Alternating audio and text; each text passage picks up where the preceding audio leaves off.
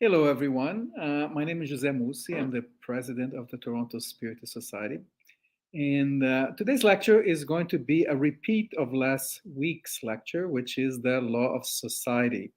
Unfortunately, we had issues with the technology, and I was speaking for an hour with no sound.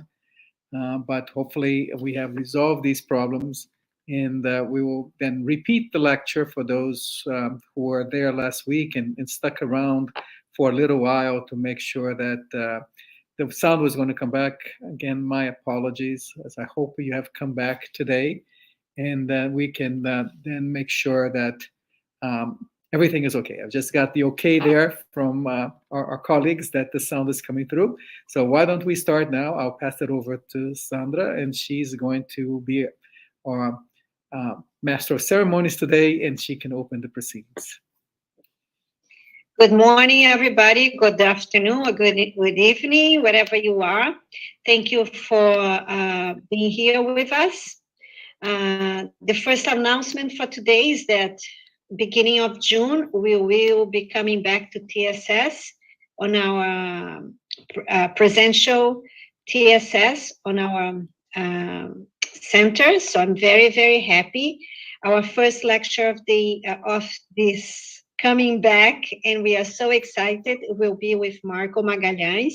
So we are very, very happy to welcome all of you at TSS. We'll be still doing it virtually, but from the TSS. So hopefully we'll be able to see everyone there. And today, as Joe said, he'll be repeating his lecture from last week, for last Sunday. It's going to be the law of society, which is it's a beautiful lecture, and I hope it's everyone is going to enjoy too and apply to their lives, because it's something that we can really connect through our days, especially this time of pandemic, this time of so many things that took us from our familiar and comfortable way of seeing society. So, from that being said, we are going to have our initial prayer, and then I'll give the word to Joe. So let's bow our heads, elevate our thoughts to God, our Creator, to Jesus, our Master of Love, our guiding light. And welcome all the spirits present here today, the incarnate and discarnate ones. We are going to open our hearts and our minds to hear, to listen to Joe and to the beautiful laws that God left us, and that is going to be said by Joe through the words of Kardec and Spiritism. So be with us. So be it. Thank you, Joe. Thank you very much, Sandra. Okay, so let's do this again. I think it was a good practice last week. So the law of society.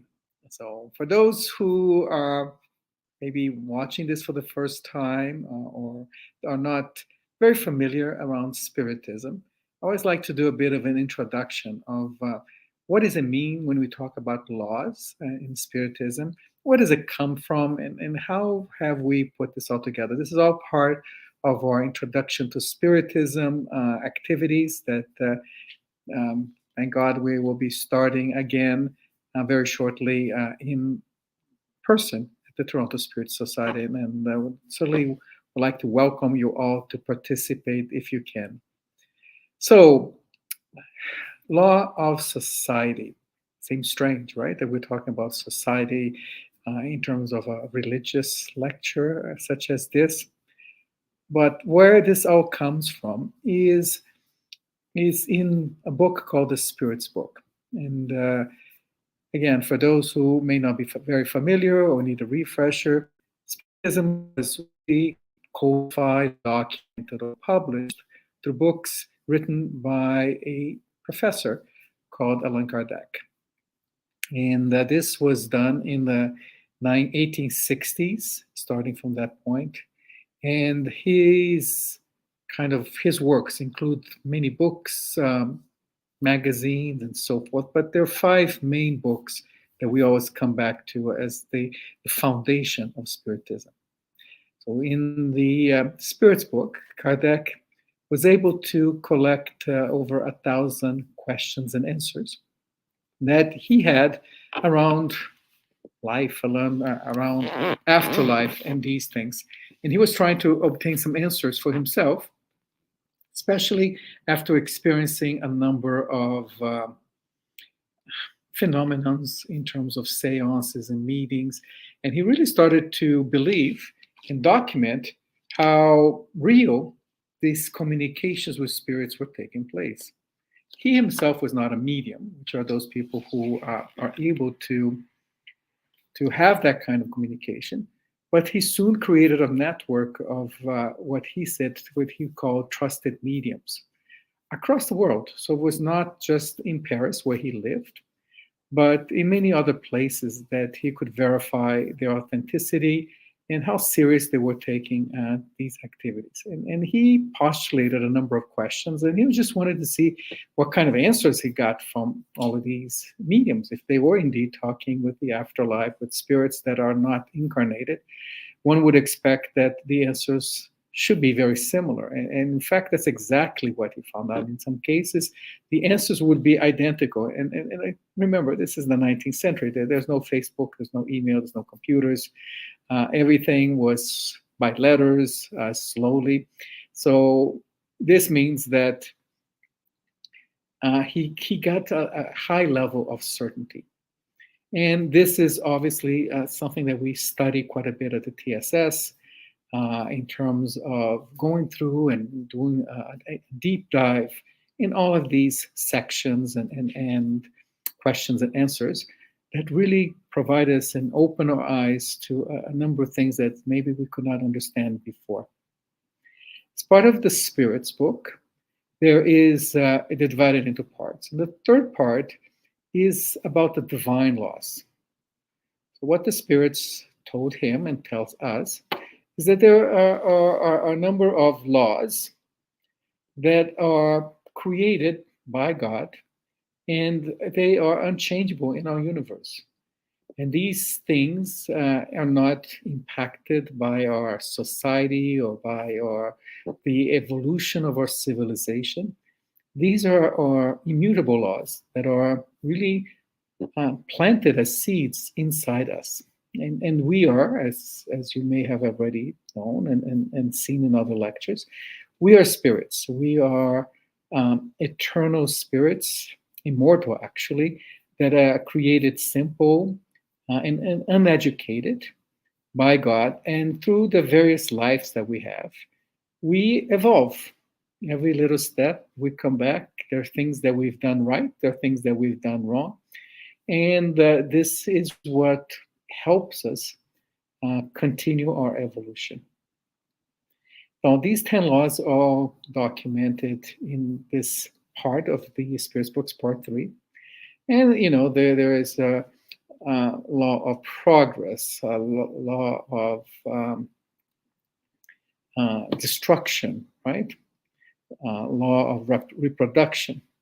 And then there is this law of society, which is exactly what we'll be discussing today. And Kardec was, as I said, an educator. That was his first, quote, life. He was a teacher. And in his mid-50s, he gets involved and exposed to these phenomena, and he then begins his work in Spiritism. And obviously, many of the questions that he postulated and the priority or the focus of some of these questions were very much shaped by his reality, the life he was living. And what was this life? It was late 19th century, as I said, 1860 and beyond. It was an exciting time to be alive in Paris, in France. France was the center of all scientific progress, was the intellectual center as well. International intellectuals or often exchange ideas, be part of all of this great discoveries that we've been done, whether in terms of physics with electromagnetism, we were understanding better about the universe, the world, chemistry. We had the industrial revolution now in full blown speed, and we have factories. The world was changing. Nothing was like this before. And of course, the Parisian society was very sophisticated, very well organized, and everybody kind of knew their place, and everybody understood the way to behave, and it was deemed to be kind of the ultimate target of what civilization has best to offer. At the time, there were a lot of still explorers going across the world to remote and exotic places like Africa, like Indonesia, and they were finding new people, new tribes, and obviously all of this was really shaping this vision of the world and what society would look. So as Kardec is going through his studies and trying to organize these questions, obviously a lot of part one, part two are involved around the actual reason we exist, a lot of philosophy, a lot of understanding what is this thing about the spiritual world, and how do we come and go, why do we exist, and it's really a very fantastic reading. And then when he gets to the part when he wants to document these divine laws, he then again continues to use the same principle. So he had in mind, right, as he was going through this, that the aspects of society and the evolution of society or civilization would be something that would be very much aligned with much of what he had been discussing previously in terms of the evolution of the individual, right? A lot of what we learned early in the Spirit's book is around our moral and intellectual growth through the many lives we have. And this is the way that our spirit continues to evolve, grow towards that near perfection and nearer to God. But, Kardec realized that we do not live in isolation, and we live in society, and he himself was part of that society. So he starts to put together a few questions. And among this part of the book and the 10 societies, this one, the Law Society, is one of the smallest chapters. So there are not many questions that Kardec put together for the spirits. And we'll start with some. So you can follow his train of thought as he was moving towards trying to extract some information or some answers from the spirits. One thing you have to realize is that it's not like the spirits would spontaneously come to him or to the mediums and then just blurb out all of the universal truths and all of the wonderful knowledge that they had. No, it wasn't like this. It was more like a teacher waiting for the student to ask questions to the level that they are. So the teacher would not be exceeding the level of knowledge of the student. So the student had to put together the questions, and this is how Kardec was acting with those spirits. So in chapter 7 is this question around the Law Society. And the first is question 766. And then, by the way, I think I said it was part 3. I think it's part 2 of the book that has all of this. So 766 question: is societal life natural? Okay, so his question around society being natural, he wants to know whether it is a human construct or is it a divine construct that we are living in society. And the spirits are very clear in the response and across the board. It says, certainly, God has made humans for living in society. Otherwise, it would have been needless for God to have endowed them with the speech and all other faculties necessary for lives of relationship. And we see this a lot in terms of the spirits educating us, is that God has not given us anything that we don't need, right? Everything, all the capabilities and that it's in our body, that is in our spirit or soul, was there for a reason. So if we were not to be interacting with others, why would we have the ability to talk, to listen, to have social interaction, to have empathy? So all of these endowments that they are talking about this, or faculties, have been made available to us, and we have grown into them exactly because we are not meant to be alone, right? Either because we, at the very minimum, we need to interact for the purpose of reproduction and having a continuation of our species, to have more spirits that can be incarnated in this planet, but also the ability to care for those children and then protect them from the dangers that existed in early days as our species was evolving over the years. So there's no question that this is by design, right? That we have these faculties and that we migrate, or we just kind of find ourselves more and more in this society. So if we look through the entire history of our civilization, we know that we lived in very small tribes early on, or very small groups of humans, or small families. And over time, this has grown into bigger tribes. And then our bigger tribes would meet and often be in conflict with other tribes. But we have evolved this way, and we have been creating more and more agglomerations as society, creating culture, creating language, creating ability to find the common ground to stay together. Because it's not easy. It's not easy to be always harmony, even at a small family. Larger families have it more difficult. And then we go into the small towns, villages, huge towns. And now what we're experiencing in this kind of virtual global society, where we're connecting, exchanging ideas, and creating conflicts, unfortunately, with people all over the world, right? I'm here doing this lecture, and hopefully it will be available for people in other countries. And this is part of society, as we educate one another, as we are helpful to one another. And I will come back to this point a bit later on. So that's the first question. So he sets this naturalist confirmation that it's no accident that we're in society. And then obviously the opposite question is absolute isolation contrary to the law of nature?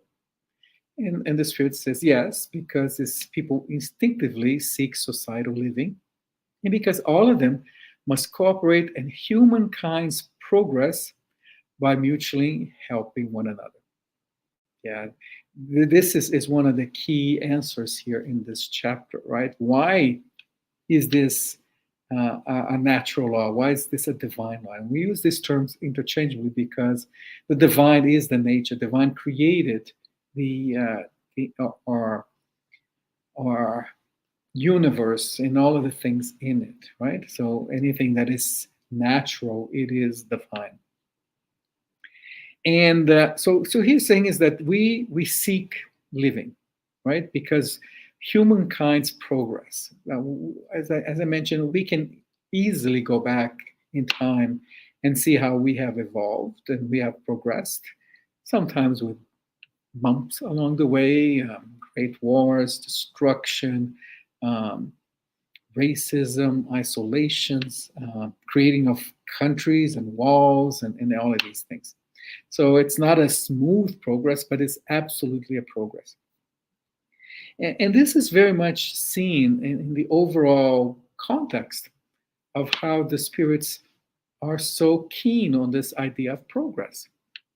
There is a lot of progress, which is another lecture that we've done and will continue to do, that really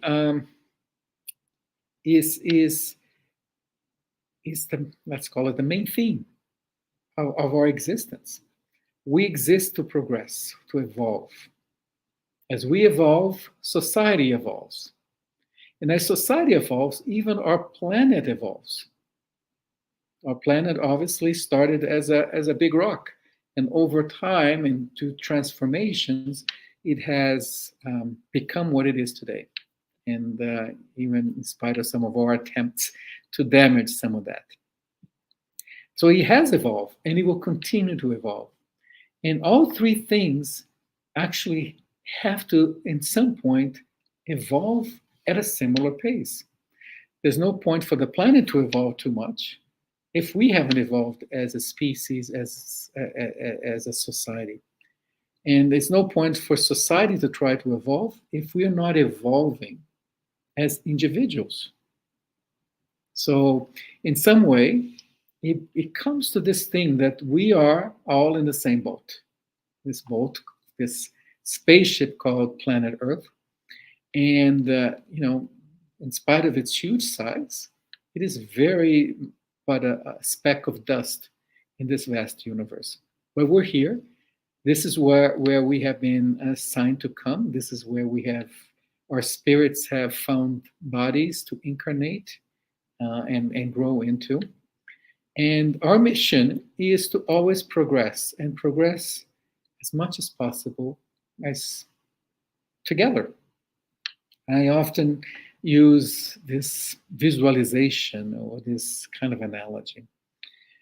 If we imagine that our path to evolution is this infinite ladder that we are climbing, right? Imagine that we take little steps at a time, and every life takes us a little bit higher. We are not falling. We may stay stuck on a part of the ladder for some time or some lives, but ultimately we know that we have to keep going. We have an instinct to progress, to evolve, to go up. And go up means to evolve, as I mentioned, morally, spiritually, and intellectually. Now, that seems a very lonely view, right? That we are alone in this ladder and there's nobody with us. But also now extend your vision and imagine all of the people of the world, and everyone has their own ladder, and everyone is in a different little step. We're all trying to go up, and it's not a race. We're not supposed to be running, and there's no timeline for us to achieve any level. But we all have this instinct, this drive, this desire to continue to be better, that we want to be better tomorrow than we are today. But still, how does this connect us with one another? Now, so imagine, obviously, you have all of these ladders around yourself, and we have all of these people.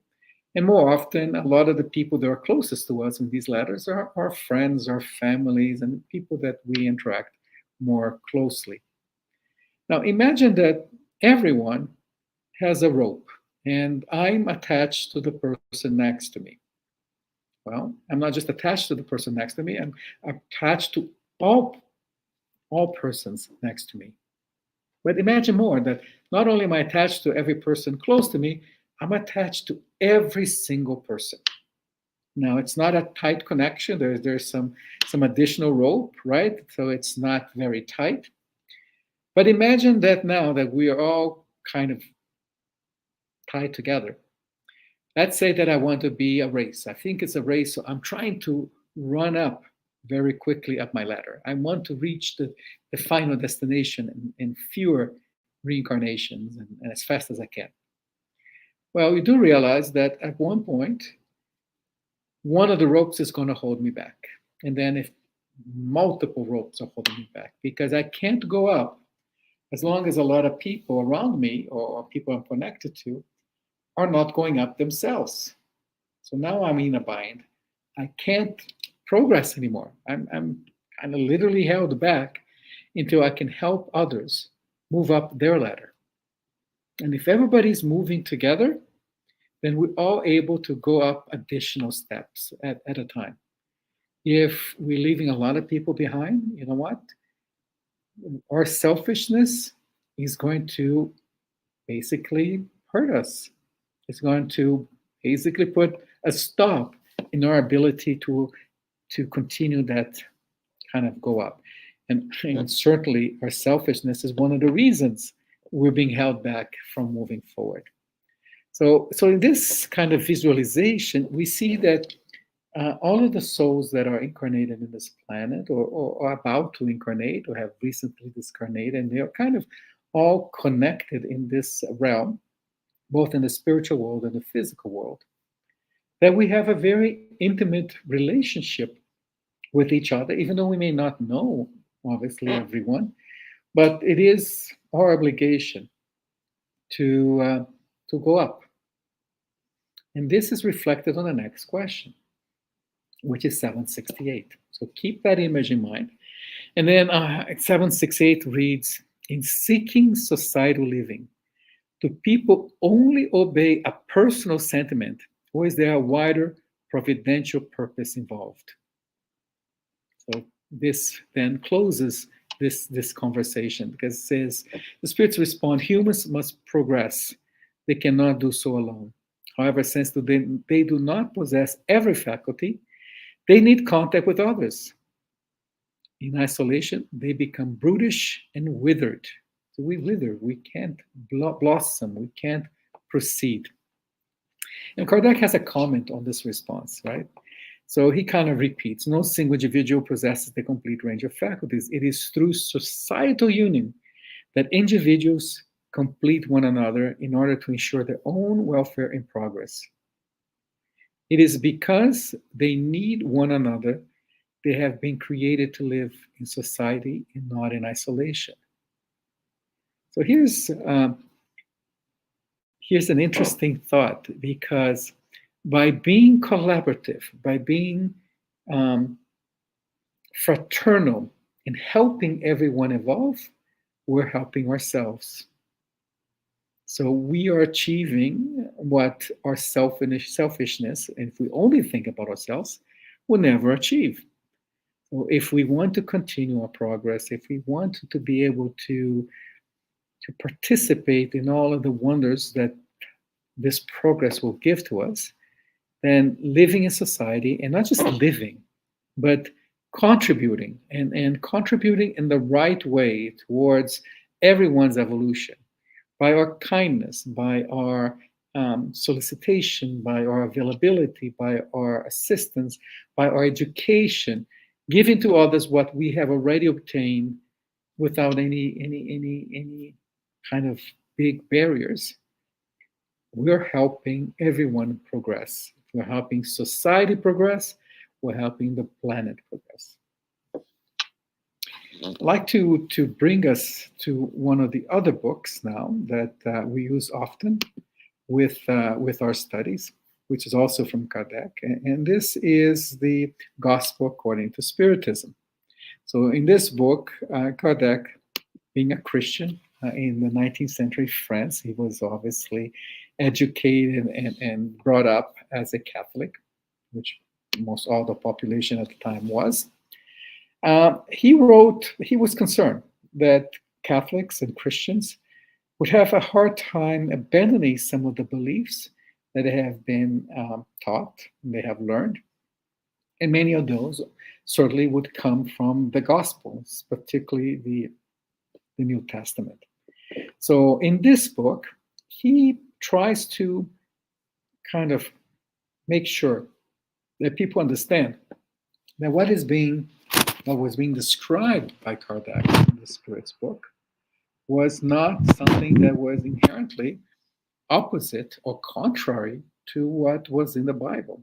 And in fact, in some cases, it would even help us understand some of the things that were a bit mysterious, that was not necessarily clear and often left to many interpretations in terms of what Jesus in particular had taught us and what had been recorded in the various Gospels. So in particular, I'd like to bring us to what's chapter 9.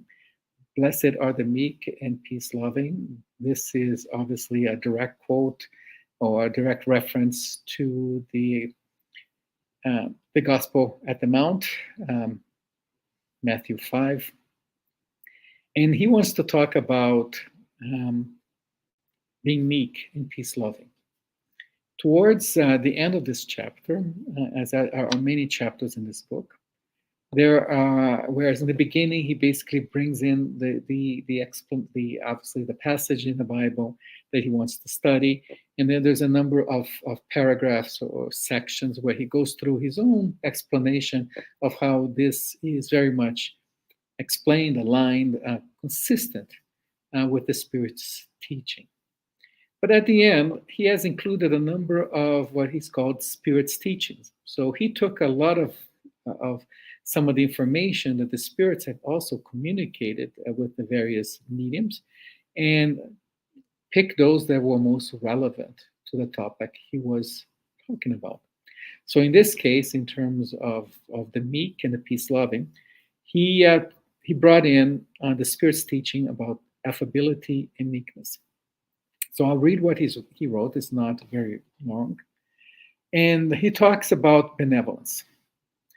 Benevolence towards one's fellow beings, the fruit of love towards one's neighbor, produces the affability and meekness that are its manifestation. However, one must not always trust in appearances. Good manners and worldly skill can lend the veneer of such qualities. How many there are whose feigned good nature is no more than an outward mask, a garment whose premeditated form covers up hidden deformities. The world is full of such individuals who have a smile on their lips and venom in their hearts, who are meek as long as nothing angers them, but who bite back at the least contrariety, whose silver tongue, when they speak to your face, changes into a poison arrow when they speak behind your back. To this class belongs also the men and women who seem benign on the outside, but are really domestic tyrants, making their families and subordinates suffer the weight of their pride and despotism, as those wanting to get even for the restraints imposed on them elsewhere, not daring to use their authority on strangers who would put them in their place. They want to at least be feared by those who cannot resist them. Their vanity rejoices at being able to say, "Here, I command and I'm obeyed," without thinking that they could very well add, "and I am detested." It's not enough for lips to flow with milk and honey, because the heart does not do the same. It's hypocrisy.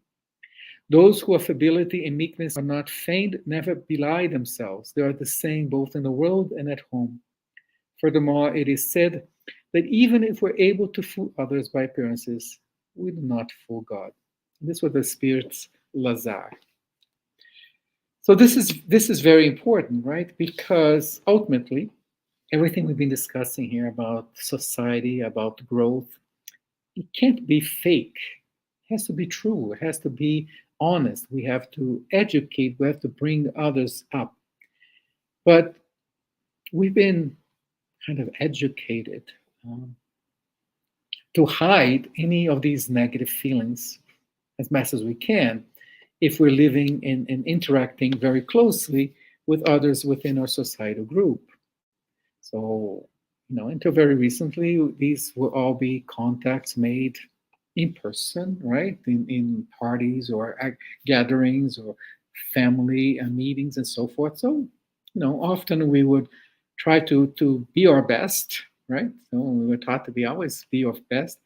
But inside, we had very different, more dark feelings and ideas. Now, with today's virtualization, with the internet, with social media, it has allowed us to express our feelings with people that we don't know, we're not in close contact, and we don't feel the same restraints. And very often, we're coming into these platforms purely as an anonymous handle that nobody who it is. And under that protection, right, of this whole technology, we really let what is most ugly within us to come out. We are using then these platforms, these applications, to spew out our anger, our hate, our disdain for others, our selfishness, shows the very worst of us. And then not only that, it allows us to connect with other people who have the same dark side, multiplying and feeding on each other to reinforce what we believe to be the truth, when in fact it is the opposite. It is what we should be avoiding, which we are here to, to move beyond that. So all of this social media, you might say, oh, we've been doing this for 10, 11, maybe 12 years, or whatever you want, how you want to start counting that. That's just a snap in our evolution. It's really just an instance. And right now we see the best, but we also feel the worst. Feels a tremendous polarization that this leads to, because if we reinforce our own selfish thoughts or negative thoughts, and we use others to reinforce our ego, which is also a negative part of us, this means that we are not progressing, that we are in some case really struggling to open our eyes to what it is.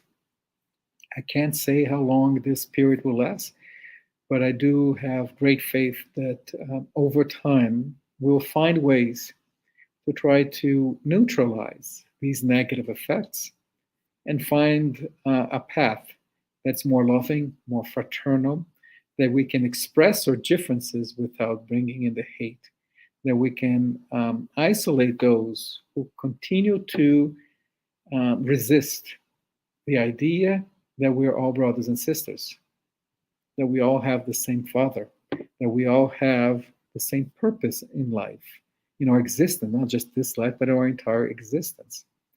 That that God should never be used as an excuse to bring us apart, but rather the opposite, to be the reason why we come together. Don't know how long that's going to take and how that's going to happen. But I know that we have to do this. Otherwise, we will destroy ourselves with this polarization and this hate. So the spirits were already warning us. Obviously, at the time they were writing in the 19th century, they couldn't talk about this virtualization. So they were talking about the more kind of tangible fakeness, right? So in some ways, these people were expressing their fake news about themselves. They were presenting themselves to be a person, and they were the Jekyll and Hyde with their isolation, the the family physical abuse of men against their wives and children. It obviously wasn't everyone, and I would say it was still a minority, but it happened much more than it should ever have been happening. And even today, we know that this is still the case, whether it's through sexual abuse, physical abuse, emotional abuse. We still have our dark sides. And really, nobody's immune to be, nobody's perfect. We have no saints living here.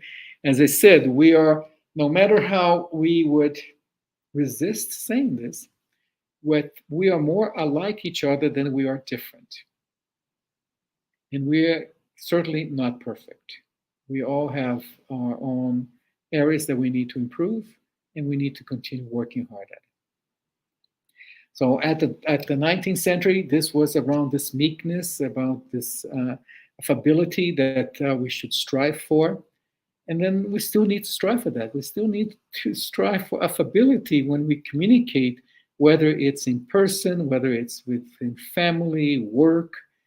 We cannot let hate take us to dark places, to attack, kill, to offend, to hurt other people, just because of our insecurities and our misplaced ideas of what God wants from us. Let's continue now back to the Spirit's book. And the next topic they talk is, he talks a little bit about the vow of silence, and that's important, but that's what I like to start closing now is the last section here in this chapter, which talks about family ties. In question 773, Kardec asks, why is it that among the animals, parents and offsprings no longer recognize each other when the latter, the offsprings, no longer need care? So basically, in a lot of in the animal kingdom, often, in very, very often, um, parents take care, usually the mother, sometimes the father takes care of the male and the female, take care of their offsprings until they can live by themselves, and then they let them loose, right? And they never see them again. And if they ever saw them again, they would not recognize. Some more kind of higher evolution animals, like felines, canines, they often will actually continue to live in family groups for a long time, especially the females. So Kardec here, and then remember that 19th century, about this time, we're talking about Darwin and the theory of evolution, right? So there is this notion that, we're animals, right? And we're just different, more evolved animals, the ones that have dominated this world. So he's trying to find out, we have these same animal kingdom traits, and why do we continue our family ties well beyond any other animals? And here the Spirits puts the question right into context with the answer. Animals live in a material life, not a moral life. A mother's tenderness for her young has as a principle the instinct of preservation regarding the beings born to her. When these beings are able to take care of themselves, her task is fulfilled, and nature requires no more of her. Thus, she abandons them in order to occupy herself with newborns. But in humans, that's not the case. We continue to interact with our children, helping them, continue to support them in their life struggles, their moral decisions and challenges, certainly not always with success. And there are cases where families do become estranged and they don't see each other forever or for a long time. But in general, we continue our kind of co-existence or co-connection, not only to our children, to our grandchildren, and for those who are fortunate enough, to their great-grandchildren. We still are part of our lives, not as much as when they were children, but now these other generations are all connected, and there's always some lessons, some interaction that will continue. So it is different for us because we're not necessarily giving them any more skills to survive. We're giving them some of our thoughts about how they can evolve. And it continues with the next question, 774. There are persons who infer from animals' abandonment of their offsprings that the family ties among humans are merely a result of social custom and not of law of nature. What should we make of this? So is this something we invented, that we should be more like animals? And then the Spirits explain the human beings have a different destiny than that of the animals. So why do you always want to identify with them? Goes back to, remember, the context with the times that Kardec was living. For humans, there's something beyond physical needs. There is the need to progress. Social ties are necessary for progress, and family ties are summed up in social ties. Hence, family ties are a law of nature. God has thus willed that humans learn to love one another as brothers and sisters. Beautiful, right? This is really the essence of this law. This law is that we are connected, and as those who will continue the studies in Spiritism, we know that the family that we're talking, the family ties here, are not exclusive the ones that we're living right now in this current incarnation, but often expands multiple lives that we have, and then explains how we continue to be connected to this family ties, even when we are not kind of reincarnated again as direct relatives. We could come back as friends or enemies or bosses and something like that. So the family ties continue. They're important. They're important, and they kind of create the foundation for the society and the societal life. And the society is the means by which we will continue to evolve as a whole. So we may go up our ladders and at the same time help all others follow the same path. So then I'll close with the final question here. What would be the result for society if family ties were relaxed? When they say relaxed, they no longer existed as such. And the answer is short. And I always become very concerned when spirits give a very short answer because there is no room for misinterpretation. And they say the answer, if we were to relax the family ties, would result in a magnification of selfishness. Thank you very much for listening. I will move now to Sandra and our team, who's going to be working through the roundtable. And thank you very much for listening.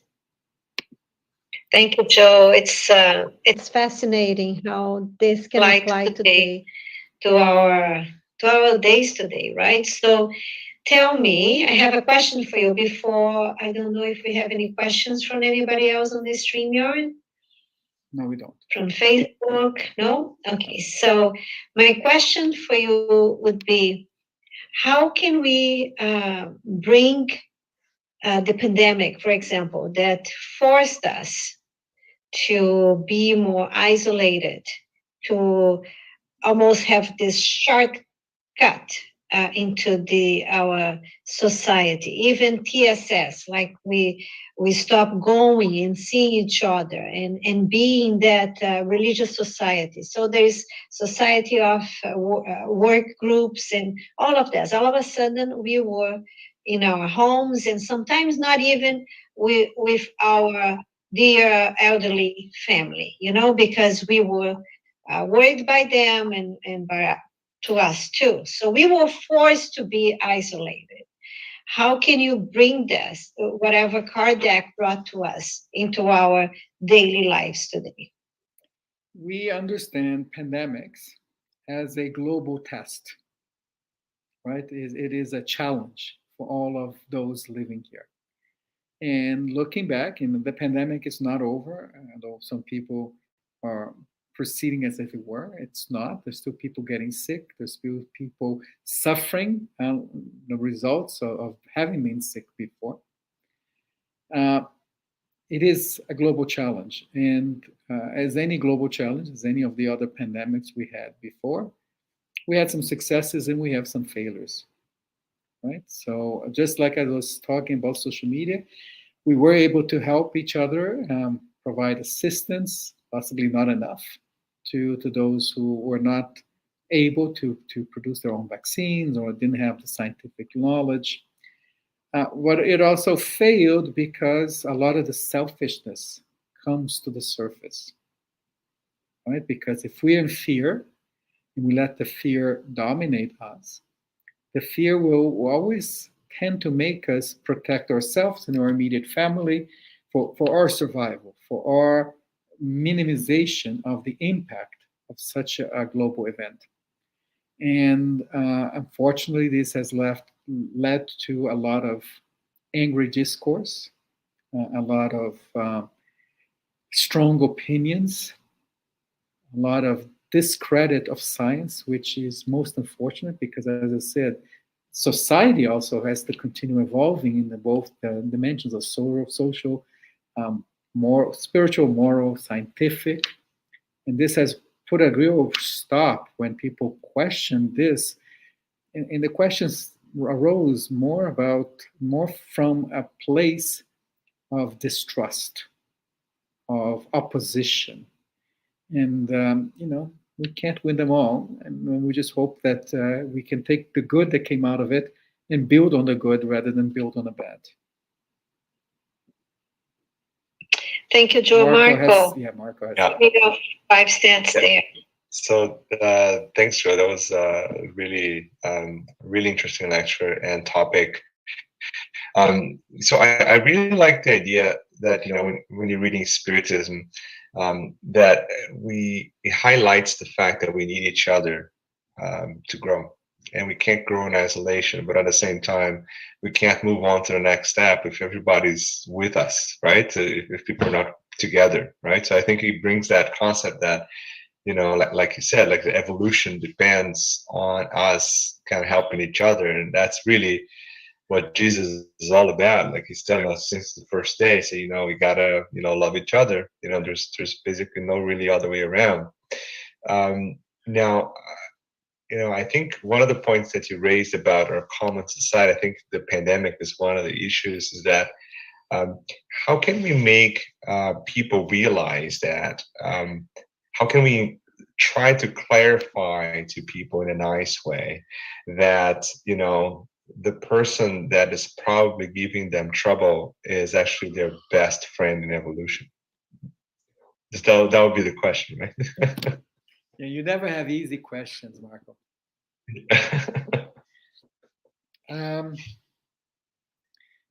We can't make anybody do anything. What we can is to express that we all know that we learn more from mistakes than successes.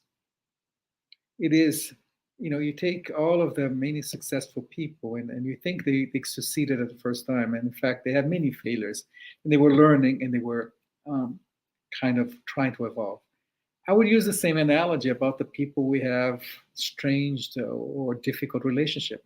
These were our mistakes, right? Because if we are in this position today, and obviously we have to put in context the reincarnation model, right? That we come back, and then we're coming back with some people. If we're having problems with them, we made a mistake in the past. We're involved in some kind of a wrong event with them. And it's time for us to learn from that mistake. Those are the most precious lessons that we have, and that will accelerate our evolution. It's very hard for someone to believe that unless they kind of buy in or understand the whole Spiritist view on evolution, reincarnation, and our purpose in existence. Sure.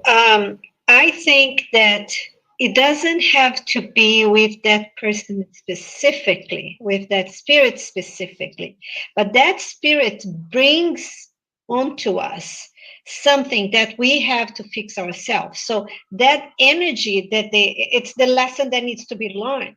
So it's more about me. How do I react to this again, once I'm exposed to that? So if this is bringing up something in me, whatever it is, Marco, it's because it's still a lesson to be learned. So maybe it's the same spirit that I had that problem in the past, or maybe it's not. Maybe it's a spirit that I never had any contact before, and now it's bringing up that issue that I need to learn. So sometimes I have to do good, not specifically the spirit that I did bad in the past. Maybe that spirit is in a higher place. It doesn't need me to return the goodness to him, but I need to do it myself so I can raise on my spiritual growth. That's how I see it. Yeah, Sandra, thanks.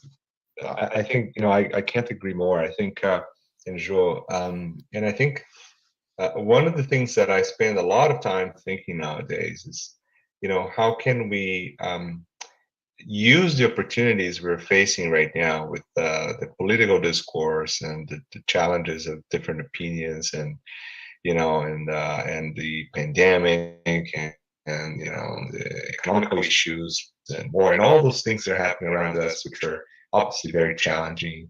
And how can we make a lot of those opportunities as a learning opportunity, right? To actually, again, bring, just as you said, Sandra, bring that feeling that is inside of us when we're faced with that, and bring that to light as something that I need to work on, right? Instead of continually perpetuating that negativity that is the first off the gate, right? You open the gate, that array of negative feelings are going to come, and then you got to settle them, you got to understand them, and then you got to transform them, right? I think, and I've been trying myself to do that, obviously, but I think, if people out there listening to this at one point or another could start to look at those things, and if I'm seeing someone from the political spectrum and I only bring hate out of it, that's not good, right? So I'm actually continuing this nonsensical negativity that's never going to fix anything, right? So how can I be more proactive into learning from this in society, right? I think, it's like a lot of, like, Spiritism can bring so much to us, right? So we can use that learning, like that opportunity from Kardec, right, to change ourselves. Yeah. So Marco, you're a clinician, so make up some kind of empathy injection that you can give people so they can become more connected with others. Because if we are more connected, if we're actually feeling what the other people are feeling, we may not agree with it, but at least we understand them, and allows us to communicate with them better. But it seems that empathy is not something that propagates clearly through social media. And no, it is not, and I don't think there'll be ever a vaccine for that. The only vaccine for that is going through life, is learning from our mistakes, is learning from isolation. That is not a good thing, And when I say isolation is not the isolation that the pandemic forced on us, but it's the isolation of thinking that we can live on our own, that we don't care about whatever other people think and feels and what their needs are. I only think about, so the isolation, that selfishness, that's the last answer from the spirits gave us.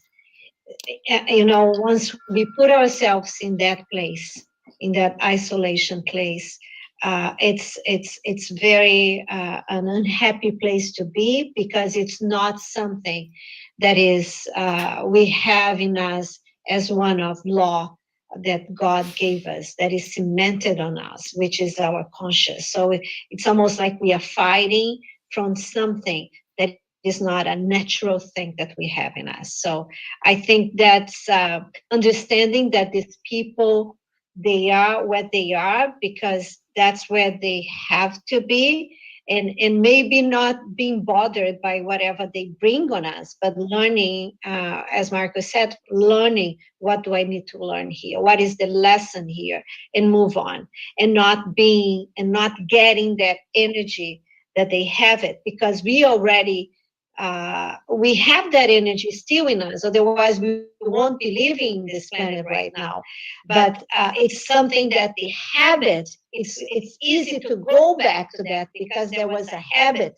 We've been with the same energy for so long, that now, instead of exercising the new way of thinking and feeling and being, which Spiritism gives us and remind us that all we have in us, move on, we get bothered by that because that's the habit. It's the easier way. So let's exercise that in saying, no. That's not what I want, how I want to act again. Like I've been there. I know that. I know better today. I don't need to react to that person that way. I just have to sometimes just pray. We don't have to like them.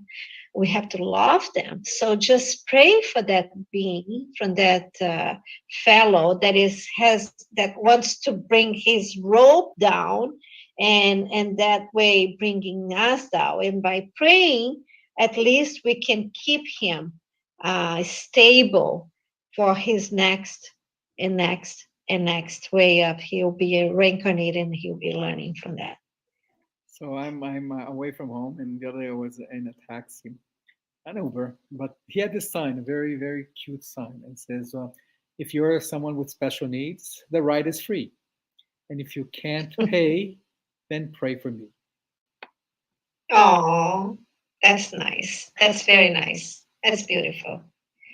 And I think with that, Thank you, Joe. Thank you so much. It was an amazing lecture. I hope everybody will enjoy, if not today, but later, watching the video, because this time is working, right, Marco? Perfect. And I'm going to ask It wasn't Marco. Marco's fault last week, by the way. It wasn't his fault. He was just checking to make sure that it was all working today. It's not Marco. Marco is like a son to us. It's okay. It's okay. So, Marco, I'm going to ask you to finish this lecture today for doing our final prayer and close. Okay, perfect. Thank you. Okay. Thank you so much, everybody. So let us take this opportunity of learning, of being together, connected with our Creator, our Father, Mother, God, and our Master Jesus. And may we ask at this moment that we can open our minds and our hearts to these opportunities of learning with the challenges, having the courage to move on, the energy to resist the same mistakes that we've done in the past, the temptations, the easy way out of things. May we all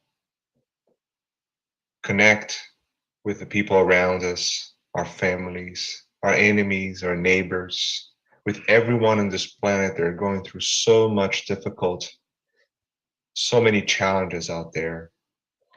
May we inspire the world and the universe to be better, to understand that we need each other. Every person needs us, so we can move on as a society. So thank you, God, for this great opportunity. May we spread the same vibrations of love right now with all the ones that are needing us, family, people out there in the world. And may we be continue this week with the protection of protective spirits. And we may meet again soon to continue this opportunity to learn. So be it. So be it. Thank you, Marco. Thank you, Joe. And I'll see you all next week. Thank you. Have a nice week, everybody.